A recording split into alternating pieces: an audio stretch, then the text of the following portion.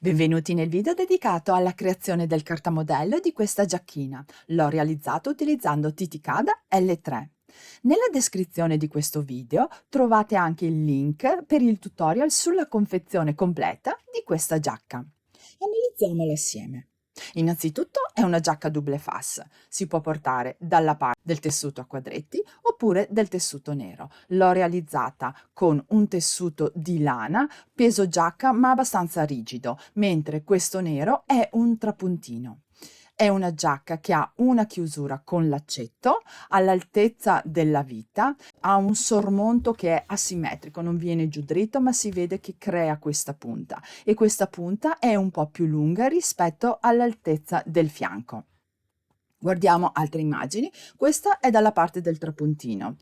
Le linee che si vedono sono le cuciture della trapuntatura, mentre questa mi sta a indicare che questa manica è una manica raglan.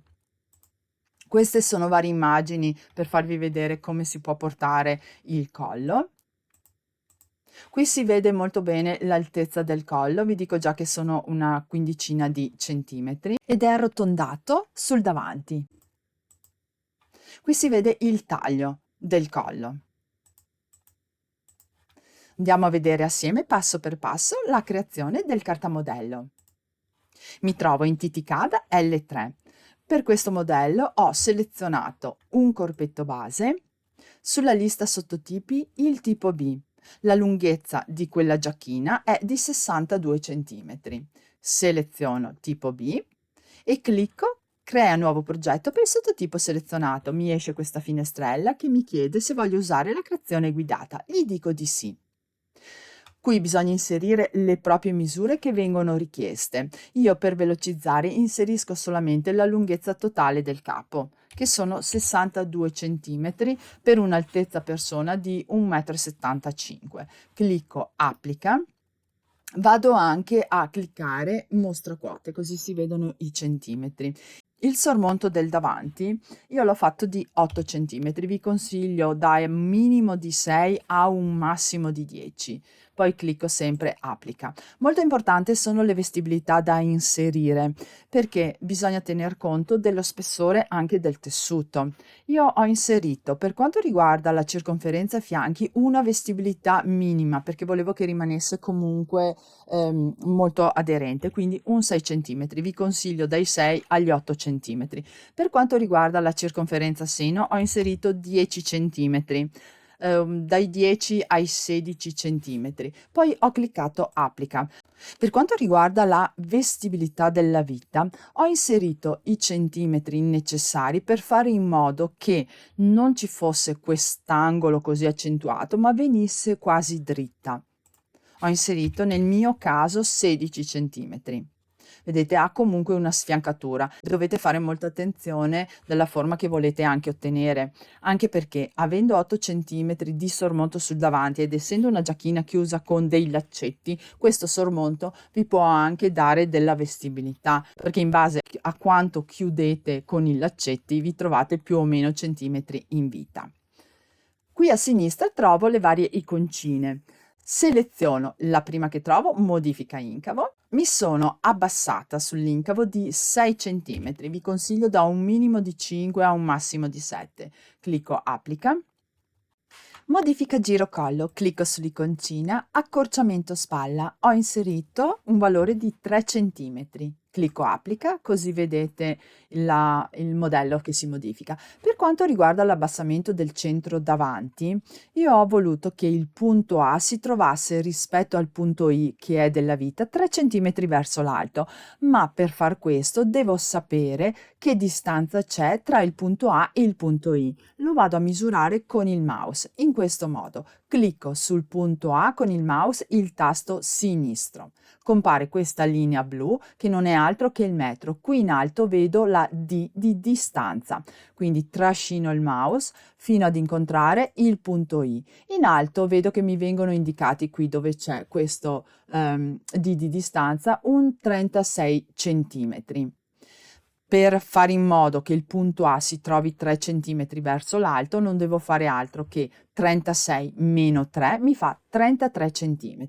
Quindi qui dove c'è scritto abbassamento centro davanti inserisco 33 cm. Clicco applica ed ecco qui che mi trovo lo spostamento, l'abbassamento del centro davanti 3 cm sopra il punto I. Però non voglio che sia così arrotondata, ma una specie di scollatura a V dolce. Seleziono il tipo 3. Ho ottenuto una scollatura a V, ma è ancora un po' troppo arrotondata, perciò vado dentro in Personalizza forma e vado a modificare questo angolo che mi viene indicato di 90 e 95. Qui in alto trovo Modifica curva su punto centrale girocollo. Sotto c'è scritto angolo. Con il doppio più vado a cliccare in modo che questo valore sia vicino ai 135 gradi, in modo da ottenere questo tipo di scollatura. L'abbassamento del centro dietro, quindi il punto A, lo sposto verso il basso di 2 cm. Clicco applica. Poi vado ad applicare la manica. Seleziono applica manica. Clicco su manica raglan su base a giro un pezzo e il programma mi ha già realizzato la manica raglan. Le misure della manica. La lunghezza della manica io l'ho tenuta rispetto alla lunghezza standard che utilizzo 3 cm in più. Facciamo 63. La circonferenza della manica 36 cm. Vi consiglio una manica abbastanza larga, sempre per il discorso che c'è un tessuto che ha spessore e deve essere una manica comoda, quindi da un minimo di 34 a un massimo quello che desiderate voi. Clicco applica. La manica andrebbe benissimo così, però vi faccio vedere come si può modificare questa curva. Nel mio caso non l'ho lasciata così arrotondata e anche questo punto l'ho spostato un pochino verso l'alto, sia per quanto riguarda il davanti che per quanto riguarda il dietro. Ho selezionato Personalizza ultima manica applicata. Mi si abilita questo bottone, lo clicco. Qui devo selezionare linea taglio davanti. In questo caso è già selezionato. Tangenza su punto collo riguarda questo punto qui. Voglio che sia meno arrotondata. Mi viene indicato che è un valore di l'angolo ha un valore di meno 15. Vado a cliccare sul doppio meno. Nel mio caso, fino a portarlo a un meno 45 gradi. La linea tratteggiata vedo che è all'interno, all'inizio della riga rossa, in questo modo qui. Poi, sempre per quanto riguarda il davanti, ho spostato questo punto un po' più in alto. Questo riquadro riguarda i parametri della manica del davanti. Mi viene indicata la distanza dal punto D di 4 cm. Io l'ho portata a 5 e clicco applica. È andata un centimetro più in alto. Per quanto riguarda il dietro vado a selezionare linea taglio dietro e anche qui la tangenza su punto collo, che è questa, vado a cliccare sull'angolo in modo che questa curva sia un pochino più dolce. In questo caso vado a cliccare sul doppio più e ho portato il valore dell'angolo a un più 15 e anche qua vedo la linea tratteggiata che inizialmente mi entra sulla linea del taglio che è questa rossa e anche qui il punto D l'ho spostato verso l'alto di 1 centimetro. Per quanto riguarda il dietro il riquadro è questo, qui c'è scritto distanza da punto D, ho inserito 5 centimetri e clicco applica e poi conferma. Per quanto riguarda la costruzione del collo, ho utilizzato le fasce, faccio scorrere la barra fino in basso dove trovo applica fasce. Qui in alto mi indica su collo davanti, mi va bene, il tipo mi indica nessuna fascia, clicco sulla freccetta e seleziono fascia rettangolare. L'altezza del collo io ho inserito un valore di 15 cm, secondo me va bene da 12 a 15 cm. È già selezionato a raddoppia altezza, la devo disabilitare e invece aggiungi anche la lunghezza della parte dietro, l'abilito e clicco applica. Qui mi viene indicato che rispetto al corpetto è un collo aggiuntivo e qui la forma del collo. Il collo della mia giacchina è arrotondata e vediamo dopo come crearla. Clicco sull'ultima iconcina, crea progetto. Nella figura grafica vedo quello che ho costruito. Ho il davanti, la manica, il collo e il dietro. Per fare in modo che sia il collo che il centro dietro venga appoggiato sulla piega della stoffa, vado a cliccare all'interno del modello 2 volte con il mouse. Diventa verde e mi indica la parte che verrà appoggiata sulla piega della stoffa. La stessa identica cosa faccio per il dietro, clicco 2 volte, diventa verde e mi indica il centro dietro che verrà appoggiato sulla piega della stoffa. Ora clicco su modifica progetto perché devo apportare delle modifiche sia per quanto riguarda il centro davanti, questa parte qui, perché vi ho fatto vedere che la punta del centro davanti era più lunga ed era anche spostata.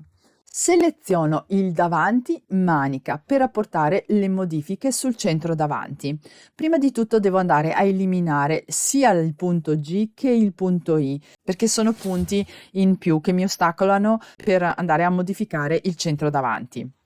Quindi vado in modifica punti, seleziono la linea IH, qui dove c'è scritto elimina punto I, lo clicco, poi seleziono HG e vado a eliminare il punto G. Conferma. Ora nell'elenco ho una nuova parte che si chiama modifica punti. Se la desinenza voi non la vedete, dovete andare ad abilitare aggiungi tipo parte a nome. La parte sopra, questa, vado a disabilitarla, a togliergli la spunta, perché è una parte che non mi interessa poi portarla in stampa. Seleziono questa davanti, modifica punti, clicco su modifica forma, vado a selezionare la linea GF. Lì il punto G io l'ho spostato verso destra fino ad incontrare questa linea che è la linea del centro davanti e l'ho spostato semplicemente con la croce. Qui in alto vedo punto G con il doppio più della croce, questo a destra, finché vedo lo spostamento di 8 cm che era il valore che avevo messo sul sormonto e poi l'ho spostato verso il basso di 7 cm, sempre utilizzando la croce, in questo caso il doppio meno verso il basso della croce. Dentro la parentesi devo vedere meno 7. Ecco qui. Questo è lo spostamento, il valore dello spostamento 8 cm a destra e meno 7 verso il basso. Clicco conferma. Qui vedo la parte base e la parte modificata. La manica. La manica ho fatto una modifica. L'ho selezionata, poi modifica forma. Ho abbassato il punto A, quindi seleziono BA e con la croce l'ho abbassato di 3 cm per fare in modo che questa pants poi quando va cucita segua un po' di più la linea della spalla. Faccio conferma. Davanti fascia la seleziono, clicco modifica forma, si presenta come un rettangolo, mentre il collo del giacchino qui davanti è arrotondato. Ho selezionato con il mouse la linea BC, mi vengono indicati qui in alto 15 cm, che è l'altezza che io ho inserito come valore, e vado a spostare il punto B verso sinistra 1 centimetro in più rispetto al valore dell'altezza, nel mio caso 16 cm. Lo sposto con la croce, questo doppio meno che si trova a sinistra della croce, finché vedo il valore qui di 16 cm. Poi vado a modificare il tipo di curva, mi viene indicato che è un segmento, clicco sulla freccetta e seleziono curva a 2 punti. Tangenza su B, vado a cliccare sulla freccetta e vado a selezionare tangente a segmento vicino. Mentre sul punto C clicco sempre la freccetta e vado a selezionare perpendicolare interno a segmento vicino. Per fare in modo che sia un po' più arrotondato, vado ad aumentare il peso. Sulla lettera B qui c'è il peso e mi viene indicato che è un valore di 50. Clicco sul doppio più fino a portarlo a 100. mentre sul punto C il peso mi viene indicato sempre di 50, clicco sul doppio più fino a portarlo a 80. Ho ottenuto la mia rotondità. Clicco conferma, ho il collo di base e quello modificato. Ora vado in margini di taglio. Vado a modificare la lunghezza dell'orlo perché non mi servono i 4 cm classici dell'orlo, ma mi servono solamente 1,5 cm per mettere assieme le due stoffe, essendo un double fas. Quindi vado a selezionare il primo orlo, poi seleziono questa casella e vado a cliccare sul restanti orli, quindi quello della manica, e dovete vedere la linea che diventa verde. Qui in alto dove c'è scritto orlo posso lasciare l'orlo, però invece di 4 cm inserisco 1,5 cm e poi clicco applica. Vado in stampa ed ecco qui il mio cartamodello appoggiato sulla stoffa. Qui mi viene indicato la quantità di stoffa necessaria e qui a sinistra trovo l'elenco delle parti disponibili. Seleziono il davanti, qui mi vengono indicati i fogli in A4 che mi servono per realizzare il cartamodello del davanti. Spero di esservi stata utile. Ai prossimi video. Ciao ciao!